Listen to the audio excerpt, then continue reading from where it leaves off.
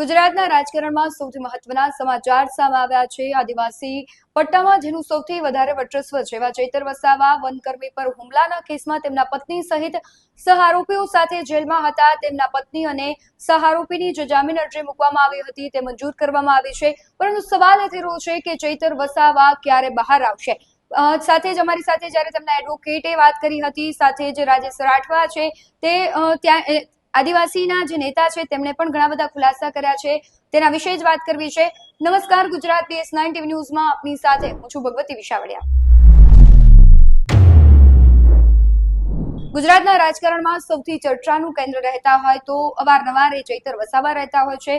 આપણે જોયું છે કે તે ભૂતકાળમાં પણ ઘણો બધો સમય છે જેલમાં જઈને આવ્યા છે। ફરી એક વખત જૂના કેસમાં તેમને અને તેમના પત્ની સહિત સહારોપીઓને જેલમાં જવું પડ્યું હતું। તારીખ પે તારીખ થઈ રહી હતી। જામીન અરજી છે તેની સુનાવણી છે આજે થઈ હતી અને આજે નિર્ણય લેવામાં આવ્યો છે કે તેમના પત્ની અને જે સહારોપીઓ હતા તેમની જામીન અરજી મંજૂર કરવામાં આવી છે, પરંતુ સવાલ એ થઈ રહ્યો છે કે ચૈતર વસાવા ક્યારે બહાર આવશે। જ્યારે અમે તેમના એડવોકેટ સાથે વાતચીત કરવાનો પ્રયાસ કર્યો હતો ત્યારે તેમણે પણ ઘણા બધા ખુલાસા કર્યા છે। સાથે જ આમ આદમી પાર્ટીના નેતા છે રાજેશ રાઠવા, તેમણે પણ ખુલાસા કર્યા છે, તેમના પર નજર કરીએ। વિશાલભાઈ દવે આપણી સાથે જોડાઈ ગયા છે। જી વિશાલભાઈ, જે પ્રમાણે અત્યારે નિર્ણય લેવામાં આવ્યો છે કે ચૈતર વસાવાના જે પત્ની છે ને સાથેના જે સહારોપી હતા તેમની જે જામીન અરજી મૂકવામાં આવી હતી, શું નિર્ણય આવ્યો છે? અને જે આની પહેલા પણ વાત હતી કે અરજીઓ પર અરજી કરવામાં આવતી હતી, તારીખ પર તારીખ જતી હતી, શું કહેશો? આજે નામદાર કોર્ટે શકુંતલાબેન વસાવા અને જે બીજા અન્ય ખેડૂત હતા એમની જામીન અરજી આજે નામદાર કોર્ટે મંજૂર કરી છે। છેલ્લા ઘણા દિવસોથી અમારી તેમજ સામે પક્ષે સરકારની રજૂઆતો કોર્ટે બહુ સાંભળી અને ડિટેલમાં દલીલો કર્યા પછી આજે બહુ અમારા હાસિલ માટે બહુ સુખદ અંત આપ્યો છે અને અમારી જે અપીલ છે નામદાર કોર્ટે એડમિટ કરી અને આજે જે આરોપી છે બધાના જામીન પર છોડ્યા છે નામદાર કોર્ટે। વિશાલભાઈ, આ બધા જ આરોપી હતા એ તો છૂટી ગયા, ચૈતર વસાવા ક્યારે બહાર આવશે? શું તેના માટે અપીલ કોઈ કરવામાં આવી છે? જામીન અરજી ક્યારે મૂકવામાં આવશે?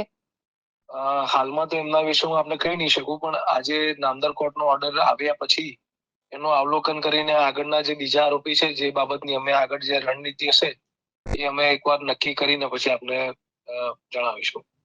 જી વિશાલભાઈ, આપ જોડાયા તે બદલ ખૂબ આભાર। જી રાજેશભાઈ, ચૈતર વસાવા સહિતના જે તેમના પત્ની અને સહારોપી છે તેમના પર આરોપ હતો વનકર્મી પર હુમલો કરવાનો। તે જેલવાસ ભોગવી રહ્યા હતા, ત્યારબાદ આજે સૌથી મોટો નિર્ણય આવ્યો છે કે તેમની જે જામીન અરજી છે તે મંજૂર કરવામાં આવી છે, શું કહેશો?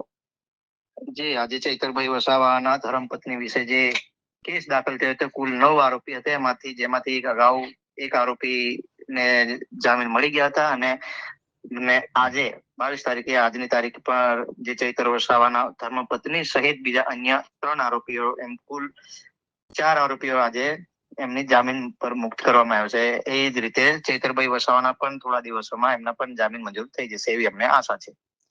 તમને લાગી રહ્યું છે કે કારણ કે હજી સુધી ચૈતર વસાવાની અરજી મૂકવામાં નથી આવી રહી, બીજી બાજુ તેમના પત્નીને બધાને રાહત મળી છે, પણ ચૈતર વસાવા ટૂંક સમયમાં બહાર આવશે એવું લાગી રહ્યું છે? હા, એ જરૂર એક ન્યાય પ્રક્રિયાનો એક સ્ટેપ બાય સ્ટેપ એનો એક ભાગ જ હોય છે। જો જેમ જેમ જે બીજા આરોપીઓ છૂટાય છે એ જ આરોપીનો ઉદાહરણ હાઈકોર્ટમાં મૂકીને પછી એ લોકોને જેમ છૂટ્યા એ રીતે એ લોકો પણ બીજી જામીન અરજી ચૈતરભાઈ વસાવાની મૂકી શકે ને એ રીતે એ છૂટી જશે। જી રાજેશભાઈ, જો ટૂંક સમયમાં ચૈતર વસાવા નહીં બહાર આવે તો કઈ પ્રકારની રણનીતિ છે તે ઘડવામાં આવશે અથવા શું કાર્યવાહી કરવામાં આવશે? માન્ય શ્રી ચૈતરભાઈ વસાવા ન છૂટે તો એના માટે પણ બીજા ઘણા કાર્યક્રમો પાર્ટી દ્વારા જે નવા ઘડવામાં આવ્યા છે પાર્ટી દ્વારા, જે આ 24 તારીખે છોટાઉદેપુરમાં સમગ્ર છોટાઉદેપુર જિલ્લામાં જેટલા પણ આદિવાસી સમાજના કોઈ પણ અન્ય પાર્ટીમાંથી હોય કે પછી બીજી પાર્ટીઓમાંથી જે લોકો છે, આદિવાસીને હિતની જયારે વાત આવશે ત્યારે અમે ચૈતરભાઈ વસાવાના સમર્થનમાં 27 તારીખે ખૂબ મોટી રેલી અને વત્તા અમે સહીનું સમર્થનમાં સિગ્નેચર સહી કરીને પણ એમને ઝુંબેશમાં અમે લેવાના છે। જી રાજેશભાઈ, આપ જોડાયા તે બદલ ખૂબ આભાર। જી, થેન્ક યુ।